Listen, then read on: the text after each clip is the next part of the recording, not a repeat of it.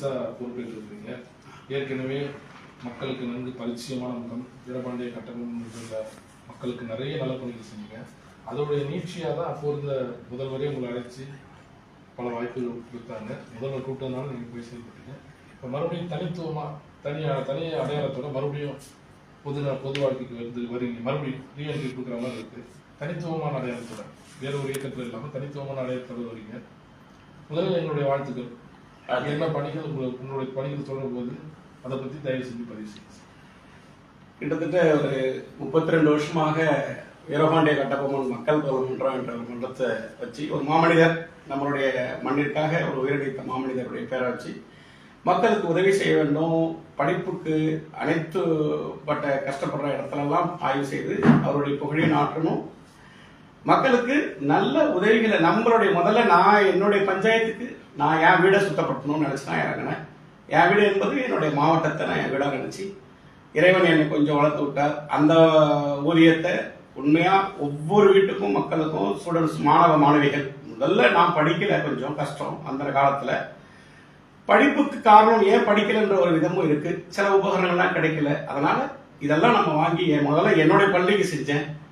அதுக்கு அடுத்தடுத்த பள்ளிக்கூடமெல்லாம் வந்து கேட்கும்பொழுது சரி இறைவனும் தெய்வமும் குழந்தையும் ஒண்ணு, படிப்பும் தெய்வமும் ஒண்ணுன்றதை எடுத்து எல்லா மாணவர்களுக்கும் மாணவர்களுக்கும் படிக்க வைக்கணும். முதல்ல எந்த ஒரு உபகரணமே இல்லைன்னு இருக்கக்கூடாதுன்னு சொல்லிட்டு தான் நான் அவங்களை செஞ்சேன்.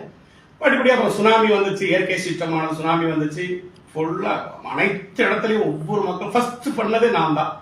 அதுதான் எனக்கு 180 மார்க் போட்டு பாரத் கௌரவோடு டாக்டரேட் கொடுத்து சுப்ரீம் கோர்ட் ஜட்ஜி வந்து ஆனர் பண்ணி பாராட்டு பண்ணாங்க.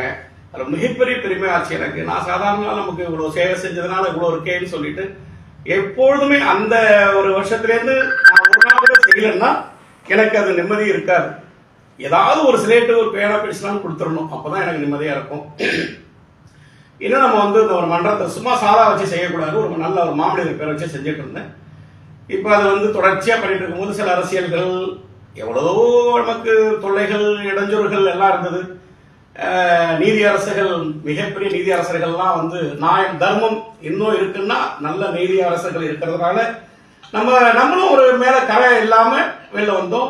அதுக்கு முதல்ல வந்து அடுத்த நிமிஷம் மக்களுக்கு சேவை செஞ்சுட்டு இருக்கிறேன். அதனால வந்து யாருக்கும் ஒரு இது இருக்கும், ஏது திடீர்னு ஒரு மனிதன் வந்தாக்கா இவர் எப்படி செஞ்சாரு இருக்கும் இல்லையா, அதை நம்ம மேல இல்லாத நம்ம மடியில களம் இல்லைன்னா நம்ம ஏன் அதை வந்து பயப்படணும். அதனால அதையும் கிளியர் பண்ணிட்டு திரும்பி மக்களுக்கு நான் வந்து செய்யணும்ன்ற ஒரு மிகப்பெரிய எண்ணம் செஞ்சிட்டு இருக்கேன். நிறைய அரசியல்ல வந்து கேட்கும் பொழுது எனக்கு அதுல உடன்பாடு இல்லை. மாண்புமிகு முதல்வர் அம்மா அவங்க வந்து என்னை எங்க ஒரு மீட்டிங்ல சந்தர்ப்பம் கிடைச்சும் போது அவங்கள்ட்ட நான் சில இதை சொன்னேன். கண்டிப்பா அவங்க செஞ்சு கொடுத்தாங்க. இந்த லேப்டாப்லாம் நல்லா பண்ணி கொடுத்தாங்க. அதுக்கப்புறம் நான் மாவட்ட ஊராட்சி குழு உறுப்பினராக இருந்தேன். 1 லட்சம் ரூபாய் ஒரு சிலிண்டர் இருந்ததுன்னா அடுத்தது நான் மேல ஒரு 50,000 போட்டு அந்த ரோடை இன்னும் நான் போட்ட போரு ரோடு பிரிட்ஜஸ் சுடுகாடு கல்யாண மண்டபம் ஹாஸ்பிட்டல் கட்டி கொடுத்துருக்கேன். இன்னும் 50 வருஷத்துக்கு இருக்கும் மொழியே அது எந்த காலத்திலையும் போகாது. தரமா இருக்கணும். மக்கள் பணத்தை மக்களுக்கே செய்யணும். முடிஞ்சா நம்ம பணத்தை மேல போட்டு செஞ்சா அதுதான் உண்மையான தர்மம்ன்றது எங்க ஐயா ஆர்வி ஐயா சொல்லியிருக்காங்க. எப்பொழுதுமே மக்களுடைய செஞ்சா அதுக்கு என்னைக்கு மகுடம் உண்டு. மகுடம்ங்கிறது சும்மா பேருக்கோ புகழெல்லாம் கிடையாது. இறைவன் மேல ஒருத்தர் இருக்கா, அதுக்காக நம்ம வந்து அதுக்காக செய்யணுன்ற ஒரு எண்ணத்தை வீரம் எடுத்து செஞ்சுட்டு இருக்கேன். அதுக்கப்புறம் என்னிட்ட ஒரு சீர்காழிலிருந்து ஒரு மாணவர் வந்து நிறைய நோட்டு பேனா பென்சில் புக்கு வாங்கி படிச்ச பையன் ஒரு கட்சியை உருவாக்கி மிகப்பெரிய ஒரு கட்சி நல்ல கட்சியை உருவாக்கி அவரு யார்கிட்டையும் துணை போகாம எல்லாருமே அவர் கூப்பிட்டுருக்காங்க. அப்புறம் என்கிட்ட வந்து தொடர்பு கொள்ளும் பொழுது நான் வந்து கட்சி ஆரம்பிக்கிறதுனா எப்பயும் வீரபாண்டிய கட்டபொம்மன் மக்கள் போகணுன்றோன்னு மக்கள் முன்னேற்ற கழகம் ஆரம்பிச்சிருப்பேன். ஆனா அது எனக்கு இஷ்டம் கிடையாது. பொறுமையா பண்ணலாம் அப்படின்னு இருந்தேன். அப்புறம் தம்பி அபிஷேக் பண்ணும்போது எல்லா மாவட்டத்திலையும் அவருடைய மாவட்ட செயலர்கள் ஒன்றிய செயலர்கள் எல்லா பொறுப்பும் போட்டு வச்சிருந்தார். நான் அதை ஆய்வு பண்ணேன். டெல்லியில அது அங்கீகாரம் பெற்ற கட்சி. அங்கேயும் போய் நான் டெல்லியிலையும் போய் ஆய்வு செய்து அதை கரெக்டா அதுல வந்து இருந்துச்சு. அப்புறம் உடனே சரி இதை நம்ம எடுத்து சரி நம்ம பண்ணலாம் பொறுப்பேற்றுக்கலாம்னு சொல்லிட்டு எல்லா மாநில செயற்குழு போட்டு பொதுக்குழு கூட்டி முறைப்படி அதை தேர்ந்தெடுத்து அதில் தலைவராக ஏற்றுக்கிறது பொறுப்பு பெரிய விஷயம் இல்லை. எல்லா மாவட்ட செயலரும் அதான் கூட்டு சொல்லியிருக்கேன். தலைவர் ஒவ்வொரு மாவட்ட செயலரும் மக்களுக்காக அதை இறங்கி செய்யணும். ஆண்டவனும் அரசனும் ஒண்ணு. அரசன் என்பது இப்ப வந்து மாநில முதல்வர்கள், மந்திரிகள், எம்எல்ஏ, எம்பி இதெல்லாம் அரசன் ஆண்டவன் சமானம். இது வந்து மக்களுக்கு சேவை செய்யறதா அந்த அரசாங்க மொழிய, வேற எதுவுமே இல்லை, எந்த நோற்றமும் இல்லை. ஆனா இது ஒரு அரசு வந்து ஒரு கட்சியில இருந்து கட்சி ஆரம்பிச்சு நம்ம கட்சியில நான் முதல்ல என்னுடைய சொந்த வீடுனா என் மாவட்டத்துக்கு ஃபுல்லா நான் செய்யறேன். அதுக்கப்புறம் எல்லா மாவட்ட செயலருக்கும் முதல்ல நான் ஒரு உத்தரவு கொடுத்துருக்கேன். விரைவில் நான் அதை செஞ்சு கொடுப்பேன். 10 பேருக்கு செஞ்சாலும் 10 குடும்பம் செஞ்சாலும் 10,000 பேர் அதை வாழ்த்தணும். என்னுடைய எண்ணமே அதுதான். அதுக்காக நான் மாவட்ட செயலருக்கு கொடுத்து அறிவுரை பண்ணியிருக்கேன். விரைவில் ஒரு நல்ல மக்கள்கிட்ட எங்களுடைய மக்கள் மசோதா கட்சி விரைவில் நல்ல பேர் வாங்கும், புகழும் இருக்கணும். இந்த பேர் என்பது அவங்களுக்கு செய்யற நாங்க சேவைகள் தான் அவங்க அதை பாராட்டும் மொழிய வேற எந்த நோக்கத்திலும் எங்களுக்கு கிடையாது. எந்த ஒரு உதவி பண்ணாலும் அது மக்களுக்கு ஏன் தாய் தந்தர்கள் செய்த மாதிரி தான் நான் நினைச்சிட்டு, இப்ப கூட வெள்ளம் வந்தப்ப கிட்டத்தட்ட ஒரு 70,000 குடும்பங்களுக்கு நான் இறைவன் எனக்கு கொடுத்ததை என் பொறுப்பாளர்கள் ரூபன், மாவட்ட செயலர், இந்த ஏரியா மாவட்ட செயலர்கள், முரளி மாவட்ட பொருளாளர், என்னுடைய பொறுப்பாளர்கள் அனைவரையும் ஆட்சி கொண்டு ஒவ்வொரு வீடா இரவு பகல் பார்க்காம நானே வீட்டுக்கு வீடு சென்று அவங்களை கொடுத்து விசாரிச்சுட்டு, சில இடத்துல வந்து சீட்டு இல்லை, கீத்து இல்லை, அதெல்லாம் நான் வாங்கி கொடுத்து பண்ணி திருப்தி அடிச்சுட்டு அதுல வந்து சந்தோஷம் பெரியதா இருக்கு. இன்னும் வர காலங்களில் நல்ல மக்களுக்கு ஏதாவது அதிகாரிகளை தொடர்பு கொண்டு இன்னும் ஒரு டீம் ஆரம்பிச்சிருக்கேன். சில பேருக்கு வீட்டுக்கு வீடு ரேஷன் கார்டு குறையா இருந்துச்சுன்னா ஆதார் கார்டு ஏதாவது தெரியாதவங்க இன்னும் எவ்வளவு பேர் இருக்காங்க. அவங்களுக்குலாம் நீங்க போய் என்ன வேணும், எப்படி பண்ணணும் சொல்லுங்க, விழிப்புணர்வு செய்ய சொல்லியிருக்கேன். நான் அதை ஒவ்வொரு இதுவும் நானும் ஆய்வு பண்ணுவேன். ஒரு மாவட்டத்தில் கொடுத்து ஒரு எல்லா பள்ளி குழந்தைகளுக்கும் வீடு தேர்ந்து என்னுடைய பொறுப்பாளர்களுக்கு அந்த நோட்டு, பேனா, பென்சில், ஜாமெட்ரி பாக்ஸ் முதல்ல ஆம்புலன்ஸ் இந்தியாவிலே நான் தான் ஃப்ரீயா விட்டேன் மக்களுக்கு. அது உங்களுக்கு தெரிஞ்சிருக்கும். அன்னைக்கு 30 வருஷத்துக்கு முன்னாடி ஒரு ஆம்புலன்ஸ் விடுற பெரிய விஷயம். இப்பவும் ஃப்ரீசர் பாக்ஸ், சாதாரண ஃப்ரீசர் பாக்ஸ் வந்து வாங்கி விட்டுருந்தேன். எங்க ஊர்ல ஒரு பெரிய ஒரு எல்லாருமே பணக்காரங்க தான். நான் அப்படிதான் நினைச்சு செய்யறது. யாரும் ஏழை இல்லை, யாரும் அந்த ஜாதி அந்த இதெல்லாம் நான் பார்க்கவே மாட்டேன். அப்ப எனக்கு கிராமத்துல கேட்கும் போது, ஐயா ஒரு டிவியில பார்த்தோம் பெரிய கோடீஸ்வரங்களுக்கு நல்ல பாக்ஸா இருக்கு, இது சாதாரண இருக்காங்க. இப்போ ஒரு 7 லட்சம் ரூபாய்க்கு ஒரு நல்ல அதிநவீன கூலர் பாக்ஸ் வாங்கி ஃப்ரீசர் பாக்ஸ் கொடுத்துருக்கேன். இதெல்லாம் மக்களுக்கு ஏழை, அதை வந்து இறந்த பிறகு அப்புறம் பணக்காரங்க ஏழை ஜாதி மாதிரி ஒன்றும் கிடையாது. சில பேர் உயிரோட ரொம்ப செய்வாங்க, அது ஏதோ ஒரு உள்நோக்கம் இருக்கும். எனக்கு அப்படி கிடையாது. அப்படின்னா நான் இறந்தவங்களுக்கு ஏன் ஃப்ரீசர் பாக்ஸ் வாங்கி வைக்கணும்? அதனால இன்னும் எவ்வளவோ எதிர்ப்புகள் இதெல்லாம் வந்து பார்த்து வந்தாச்சு. இறைவனுக்கு மட்டும்தான் நான் பயப்படுவேன். வேற யாருக்கும் மக்கள் சாதாரண மக்கள் அவங்க ஏதாவது ஒண்ணு நான் செய்யறதுல கூட அது ஒண்ணு வீணா போயிடக்கூடாது, ஒரு சின்ன குறை இருந்துடக்கூடாதுன்னு பயப்படணும் ஒழிய வேற எல்லாரோடய நான் வந்து பாசமாவும் அன்பாவும் இங்க அவ்வளவு ஒரு பேர் வாங்கினதுல எனக்கு மிகப்பெரிய மட்டற்ற மகிழ்ச்சி. நான் இறங்கி போனா நான் ஒரு பெரிய அரசியல்வாதி பிள்ளையோ ஒரு நடிகரோ கிடையாது. நான் சாதாரண ஒரு விவசாயியுடைய பையன்.